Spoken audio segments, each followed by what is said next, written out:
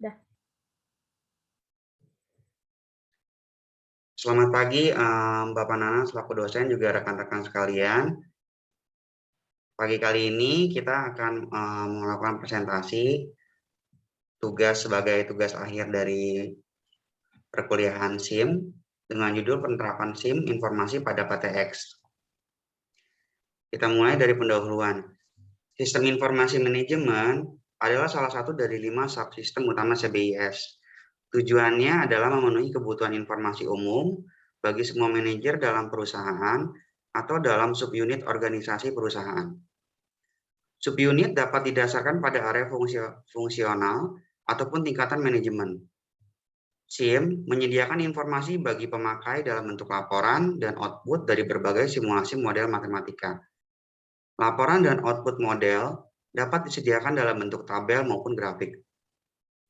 Pengaruh perilaku selalu penting bagi kinerja sistem informasi, tetapi terutama penting bagi sistem informasi organisasi seperti SIM. Para manajer spesialis dapat membuat program yang dirancang untuk mengubah dampak negatif dari pengaruh perilaku menjadi hasil yang positif. SIM mencerminkan suatu sikap para eksekutif yang menginginkan agar komputer tersedia untuk memecahkan masalah perusahaan. Ketika SIM berada di tempatnya dan berfungsi sebagaimana yang diinginkan, SIM dapat membantu manajer dan pemakai lain di dalam maupun di luar perusahaan mengidentifikasikan dan memahami suatu masalah. Hasil yang diperoleh dari sistem informasi manajemen pada umumnya akan selalu menjadi bahan pertimbangan dalam pengambilan sebuah keputusan dalam sebuah perusahaan maupun organisasi. Dengan adanya SIM, berbagai macam pekerjaan yang berkaitan dengan analisa manajemen akan terselesaikan dengan cepat. Sistem informasi memiliki sekumpulan komponen informasi yang saling terintegrasi untuk menghasilkan tujuan yang spesifik. Sistem informasi manajemen dapat berjalan secara baik jika didukung dengan teknologi yang canggih, sumber daya manusia yang berkualitas, serta komitmen organisasi itu sendiri. Sistem informasi manajemen memiliki peran penting dalam fungsi manajemen operasional, serta pengambilan suatu keputusan. Sistem ini juga sebagai alat yang sangat berguna untuk tujuan meninjau dan mengendalikan operasi suatu perusahaan. Kemudian batasan masalah itu sendiri, kita akan melihat batasan masalah yang akan kita teliti, yaitu pertama, sistem yang digunakan berbasis website. Kedua, sistem akan digunakan pada divisi human capital dan divisi keuangan pada perusahaan. Ketiga, tampilan interface pada website dibuat sederhana mungkin sesuai dengan kebutuhan perusahaan. Rumusan masalah, kami membagi beberapa masalah yang akan dihadapi dalam penelitian ini, yaitu yang pertama, bagaimana proses pembaruan dan penerapan sistem informasi yang telah berjalan dengan sistem informasi itu sendiri. Kemudian bagaimana penerapan sistem informasi bisa memberikan kemudahan untuk mendukung kebijakan dan prosedur terkait human capital dan keuangan pada perusahaan.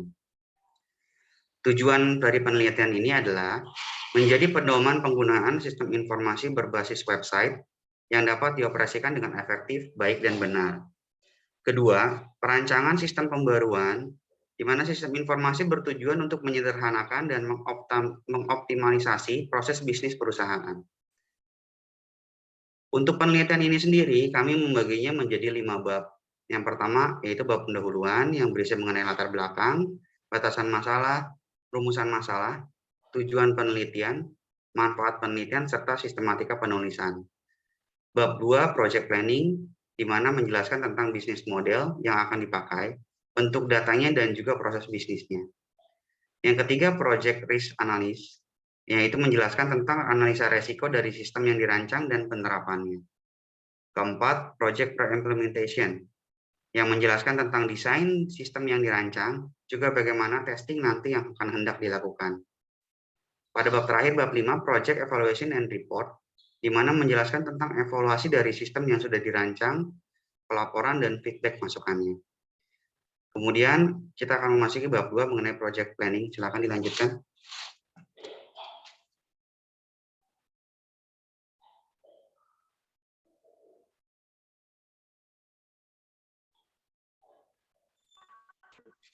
Pengenalan sistem yang di sini akan kita bahas yaitu payroll. Jadi payroll adalah solusi kebutuhan human resource dia mengintegrasikan semua proses human research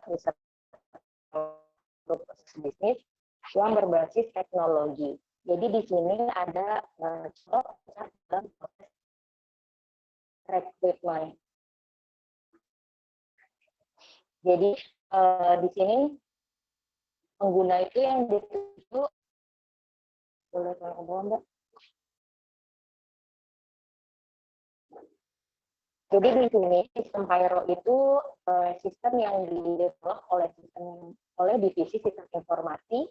Setelah itu sistem informasi tersebut akan dikembangkan sesuai dengan kebutuhan para pegawai. Jadi di sini aplikasi Pyro itu tertera beberapa modul untuk memudahkan bagian human capital untuk menginput data pegawai. Kemudian di perusahaan kami kembangkan ada modul monitoring penilaian kinerja pegawai dan juga pengajuan cuti, dan ada juga modul untuk cetak slip gaji.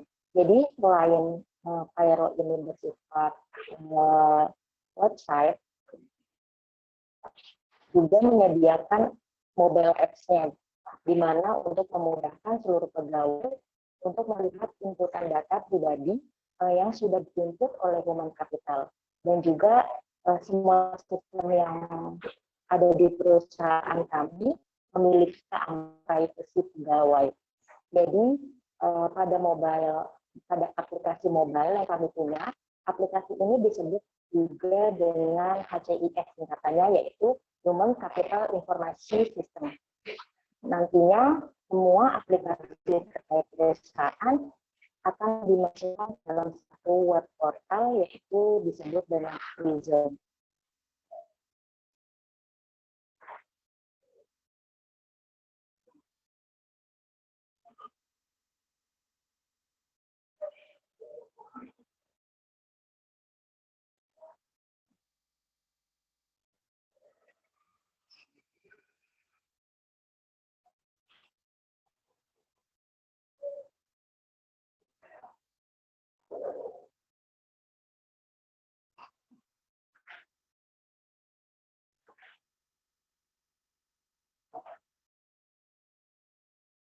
Bisa dilanjutkan Mbak Asih ke pengguna yang dituju?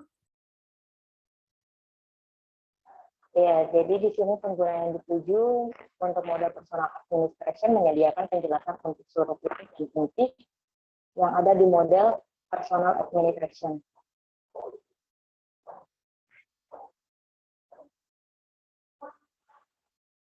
Ke bawah lagi boleh Mbak?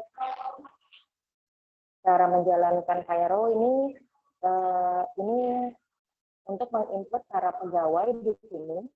Jadi masukkan URL dari aplikasi Pyro, lalu masukkan NIK pegawai, lalu masukkan password default yang berupa tanggal lahir pada inputan yang tersedia. Selanjutnya akan muncul menu yang dipilih untuk memilih salah satunya.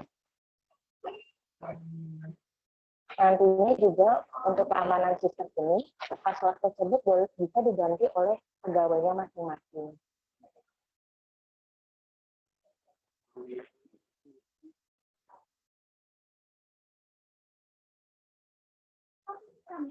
Standarisasinya, aplikasi lebih baik menggunakan Internet Explorer versi 11 ke atas. Itu Opera versi 3 ke atas, lalu Google Chrome versi 29 ke atas, dan juga Mozilla Firefox versi 26 ke atas, atau Safari versi 6 ke atas. Resolusi monitor 124 kali 768 pixel. Dan juga printer dengan ukuran kertas A4. Oke. Selanjutnya, aplikasi yang diterapkan pada tim perusahaan konstruksi. Silahkan dilanjut. Baik, terima kasih Mbak Asih. Selanjutnya akan dilanjutkan oleh saya dari mulai poin 2.5. Kita berbicara pada divisi keuangan. Di sini kita memakai sistem informasi software yang bernama Curate. Jadi Curate itu adalah software yang berfungsi sebagai alat bantu dari Departemen Keuangan untuk misalnya melakukan operasional, pencatatan akuntansi, membuat laporan neraca, laba rugi, bahkan laporan produksi proyek seperti itu. Nah, saya akan menjelaskan beberapa aktivitas yang biasa dilakukan di sistem Wikired. Yang pertama itu adalah aktivitas pembelian. Pembelian itu beberapa contohnya misalnya kita membuat atau mencetak PO atas barang atau jasa yang dilakukan perusahaan. Lalu bisa juga membuat surat penerimaan barang atau seperti berita acara serah terima seperti itu. Lalu membuat faktur pembelian, misalnya kalau misalnya ada hutang, dan itu juga perlu untuk dicatat PPN-nya. Itu bisa dibuat juga melalui QRED. Lalu bisa juga mencatat pembayaran hutang ke supplier atau vendor. Ada beberapa cara nih, bisa cash, bank transfer, lalu cek atau giro. Nah, ada catatan. Ketika pencatat pembayaran hutang ke vendor, software Accurate akan otomatis menjurnal juga. Contoh jurnal, misalnya hutang usaha pada kas atau bank. Jadi misalnya ada transaksi hutang usaha, jadi kita tinggal menginput aja nih transaksinya apa ke Accurate, kita submit datanya, lalu yang menjadi nilai plus di sini adalah Accurate ini bisa otomatis menjurnal gitu. Jadi kita nggak perlu repot-repot membuat jurnal yang biasanya dilakukan oleh bagian keuangan, tapi di sini sudah dilakukan secara otomatis seperti itu. Lalu yang kelima juga bisa membuat rekor pembelian dan mencetak meta return jika ada return pembelian ke supplier. Nah, ada catatan, ketika ada pembelian juga, Accurate tetap otomatis menjurnal, teman-teman. Jadi, di sini keuntungannya adalah kita pekerjaannya bisa menjadi efektif dan efisien, dibantu oleh sistem ini. Lalu terkait dengan pajak, Accurate juga bisa mencetak bukti potong PPh 23 jika pembelian atas jasa yang diharuskan memotong PPh 23 tersebut. Nah, selain aktivitas pembelian, ada juga aktivitas penjualan yang bisa dilakukan lewat sistem Accurate ini. Misalnya membuat surat penawaran atau quotation, lalu membuat surat pesanan, membuat surat jalan. Jadi saat membuat surat jalan, Accurate tetap otomatis menjurnal. Jadi kan divisi keuangan itu terkait dengan operasi yang finish-nya itu dengan penjurnalan. Jadi karena kita banyak yang dilakukan dengan menjurnal, Accurate ini sangat membantu di bagian keuangan. Lalu membuat sales invoice seperti mencatat piutang pelanggan dan PPN keluaran jika penjualan disertai dengan PPN. Nah, lalu mencatat penerimaan pembayaran dari pelanggan. Seperti tadi caranya, bisa cash, transfer, cek, ataupun giro. Yang keenam ini membuat return penjualan jika ada return dari pelanggan. Jadi misalnya kita ada mau pengembalian barang atas transaksi penjualan, kita mencatat nih yang biasanya ada jurnal manual, jadi kita tinggal catat aja di Accurate, masukin ke sistem yang ada list return, lalu dia akan otomatis menjurnal. Seperti itu. Selain aktivitas pembelian dan penjualan, kita juga ada di Accurate aktivitas operasional, seperti mencatat pengeluaran dari petty cash atau dari bank untuk operasional perusahaan. Jadi ini terkait dengan pengeluaran dana ya teman-teman dan Bapak. Jadi misalnya kita ada pengeluaran dana, semua transaksi itu tercatat di Accurate. Jadi bukan hanya pembelian atau penjualan, tapi segala aktivitas yang berkaitan dengan keuangan bisa dicatat dan dijurnal oleh Accurate sendiri, termasuk yang berkaitan dengan beban pajak atau pajak. Lalu ada biaya-biaya operasional kantor misalnya, seperti pembayaran internet, asuransi, sewa, listrik, seperti itu. Lalu ada aktivitas jurnal umum, misalnya mencatat mutasi, jurnal gaji, jurnal penyesuaian atau rekonsiliasi. Setelah itu ada aktivitas inventory, ini terkait dengan stok. Jadi semua modul Accurate itu terintegrasi satu dengan yang lain. Jadi dari aktivitas yang tadi sudah saya sebutkan, itu mereka saling terhubung, seperti itu. Modul pembelian, jika ada penerimaan barang, maka stok akan otomatis bertambah. Berkaitan dengan modul penjualan, jika ada penjualan, maka akan memotong stok secara otomatis. Ini terkait dengan debit kredit di sistem akuntansi. Lalu ada membuat penyesuaian barang jika ada selisih stok. Misalnya saat kita melakukan stok opnam dengan fisik barang, saat ada selisih atau tidak sesuai dengan data di pencatatan, kita bisa nih menyesuaikan. Misalnya barang yang tercatat secara fisik 50, di accurate 49. Jadi kita bisa menyesuaikan, kita merevisi menjadi 50 seperti itu.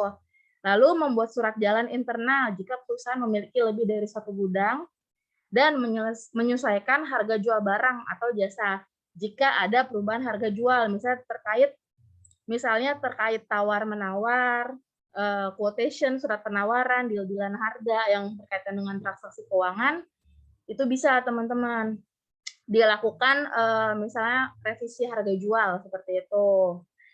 Ini ada beberapa contoh dari transaksi dan jurnal di accurate. Seperti yang kita bisa lihat sama-sama, ini terkait dengan akun persediaan. Jadi jika saya zoom, ada beberapa list di accurate. Ya, contohnya ini yang dari bisa saya lihat itu ada return penjualan yang tadi saya sudah sebutkan, potongan penjualan, harga pokok penjualan. Jadi segala aktivitas yang relate dengan penjualan, semua kita bisa input nih atau submit di sistem ini, seperti itu. Lalu kita lanjut dengan maintenance persediaan. Nah, ini misalnya kita mau merevisi persediaan, ada persediaan yang bertambah atau yang berkurang, kita bisa mengupdate-nya di sistem ini, seperti itu. Lalu ini adalah contoh laporan laba rugi per proyek. Jadi inilah yang tadi saya bilang, kalau sistem ini sudah otomatis menjurnal atau membuat laporan. Jadi kita simple sih, kita hanya input data, berdasarkan transaksi atau realnya, lalu setelah itu dengan sekali klik dia sudah menjadikan laporan seperti ini, seperti itu. Lalu di bab 3 kita lanjut dan akan diteruskan oleh Mbak Lasma. Silakan Mbak Lasma. Oke. Di bab 3 ini ada project risk analysis, struktur manajemen pengamanan informasi. Nah, pengamanan informasi ini adalah upaya melindungi mengamankan aset dari ancaman hal yang tidak diinginkan. Ini ada contoh bagan struktur manajemen dari sebuah perusahaan. Ini ada informasi security, staff manager, terus security guard, facility management, dan sebagainya. Kalau security guard ini adalah bertugas mengamankan aset dari tindakan kejahatan atau kerusakan. Lalu ada facilities management. Facility management itu adalah manajemen administrasi sarana dan prasarana hingga mengelola serta memelihara hingga perbaikan aset. Lalu ada IT infrastruktur. Itu adalah mengakses layanan IT yang berbasis mobile atau email dalam rangka melayani aktivitas bisnis tersebut. Terus service management itu adalah memberikan penilaian kepada pelanggan dalam bentuk sebuah jasa. Terus solution development itu membantu komunikasi antara tim pengembang dalam pengembangan aplikasi. Planning and compliance itu adalah kinerja manajemen, kontrol internal, dan compliance terhadap regulasi. Nah, selain itu, ada risk analysis. Risk analysis itu adalah merupakan proses untuk memahami sifat risiko dan untuk menentukan tingkat risikonya. Risk analysis itu berupa polisi, risk, dan compliance mempunyai peran sebagai berikut. Itu memastikan organisasi mencapai tingkat kepatuhan sesuai dengan undang-undang, kebijakan, standar prosedur, maupun kontrak. Lalu membantu penyusunan seperti mengimplementasi kebijakan, pengamanan informasi. Dan terakhir itu mengkoordinasikan kegiatan penilaian, evaluasi, penanganan risiko informasi di sebuah organisasi. Lalu di bab 3 itu ada lagi namanya mitigasi risk. Mitigasi itu yaitu memberikan dukungan dalam menyusun disaster recovery plan, melakukan pengujian, mengopetasikan disaster recovery center sesuai dengan disaster recovery plan, memelihara, dan mengelola log akses sistem IT. Oke, lalu selanjutnya bab 4 akan dijelaskan oleh Mbak Nadia.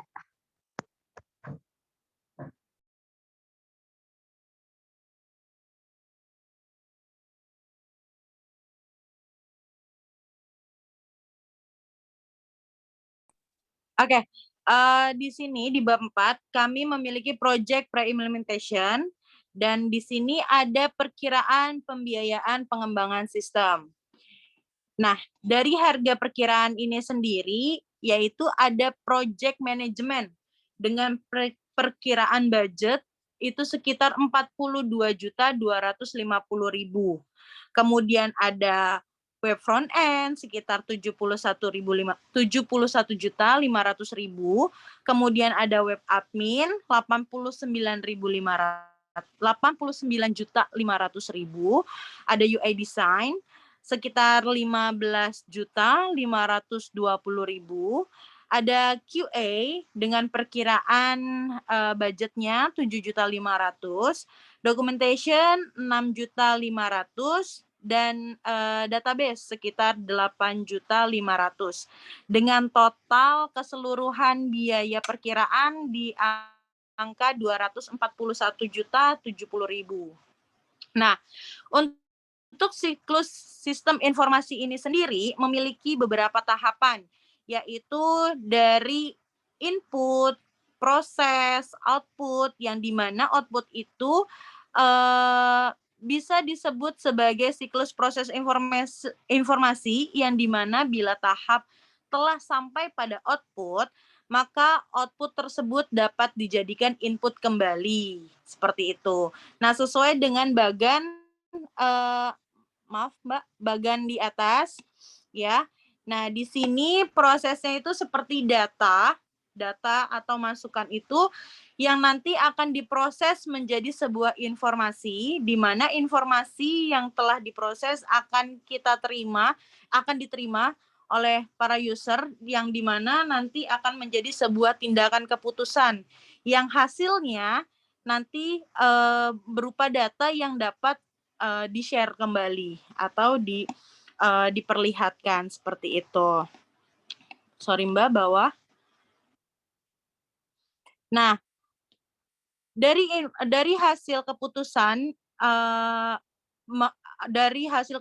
yaitu informasi data, dan informasi data ini memiliki 4 kualifikasi, yaitu akurat, tepat waktu, relevan, dan ekonomis. Akurat itu sendiri adalah informasi yang dimana kesalahan-kesalahan bebas dari kesalahan-kesalahan dan tidak menyesatkan bagi orang yang menerima informasi tersebut. Akurat juga berarti informasi itu harus jelas, seperti itu. Tepat waktu adalah sebuah informasi yang diterima harus tepat waktunya, karena informasi yang usang atau lambat tidak mempunyai nilai yang baik. Jadi, digunakan sebagai dasar dalam pengambilan keputusan adalah data yang terjadi saat ini. Relevan yaitu atau relevansi adalah informasi untuk tiap-tiap orang satu dengan yang lainnya harus berbeda. Sedangkan ekonomis itu sendiri yaitu informasi yang dihasilkan mempunyai manfaat yang lebih besar dibandingkan dengan biaya pendapatannya. Dan sebagian besar informasi tidak dapat ditaksir keuntungannya dengan satu orang, tetapi dapat ditaksir dengan nilai efektivitasnya seperti bagan berikut. Berikut ini kita bisa lihat diagram terintegrasi secara keseluruhan dalam sistem PTX. Jadi saya mau menjelaskan sedikit alur atau yang tersaji dalam suatu diagram, di mana data awalnya berupa data karyawan ataupun data payroll sebagai contoh, itu bisa dimanfaatkan untuk bagian human resource untuk mendapatkan update data karyawan maupun data gaji. Data-data tersebut, baik data karyawan maupun data gaji, kemudian akan digunakan untuk dilakukan pembayaran gaji kepada si pekerja melalui payroll bank. Nah, kemudian data-data tersebut juga dapat digunakan untuk menjadi dasar perhitungan dalam penghitungan PPh pasal 21 atau pajak perusahaan terkait karyawan yang akan dibayarkan kepada pemerintah. Data-data tersebut, data karyawan maupun data payroll tersebut juga dapat digunakan untuk menjadi laporan bagi pihak manajemen. Dan terakhir, data karyawan maupun gaji tersebut dapat diolah untuk dapat dijurnalkan sesuai dengan kebutuhan akuntansi perusahaan. Demikian ringkasnya pembahasan mengenai diagram terintegritas secara keseluruhan dari PTX. Kemudian kita akan masuk ke bab 5. Bab 5 atau evaluasi, intinya dari pembahasan penelitian kami tersebut, kami bisa menarik kesimpulan dan mengevaluasi bahwa dengan adanya dan menggunakan sistem informasi yang terintegritas, kita dapat memperoleh manfaat yang pertama, mengurangi penggunaan kertas dan tempat penyimpanan. Dengan menggunakan sistem manajemen, semua dokumen akan tersimpan rapi di dalam suatu sistem. Sistem juga memungkinkan mengaksesnya di mana dan kapan saja. Karena kebanyakan aplikasi Piro maupun Akurat itu berbasis cloud atau cloud computing merupakan metode penyampaian berbagai layanan yang dapat diakses di mana saja dan kapan saja dengan melalui akses internet. Kedua, data terintegrasi dan prosesnya cepat. Keunggulan lainnya adalah data-data tersebut jadi terintegrasi. Jika ingin mengetahui kehadiran karyawan sebagai contoh dan maupun menghitung gaji, tim human resource bisa memanfaatkan fitur-fitur di dalam suatu sistem. Proses kerjanya lebih cepat dan akurat dibandingkan menghitung manual, sehingga proses tersebut bisa menghemat waktu, begitu pula dengan proses perubahan data itu sendiri. Silakan dilanjutkan untuk nomor 3-nya.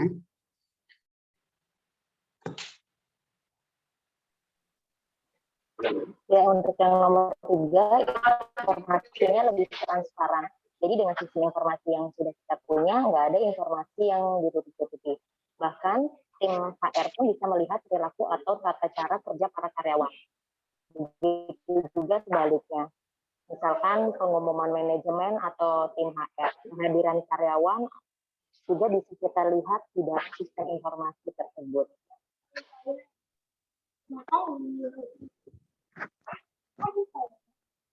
Untuk nomor 4, boleh bilang lagi sama lain. Oke. Yang keempat, pengawasan dan pengembangan karyawan. Dengan informasi yang transparan, maka tim HR lebih mudah dalam melakukan pengawasan kinerja karyawan. Biasanya itu seperti digunakan dalam HR dan manajemen untuk mengidentifikasi promosi jabatan sampai langkah-langkah untuk mengembangkan karyawan. Pada akhirnya perusahaan pun dapat memenuhi target atau pencapaiannya. Lalu yang nomor 5.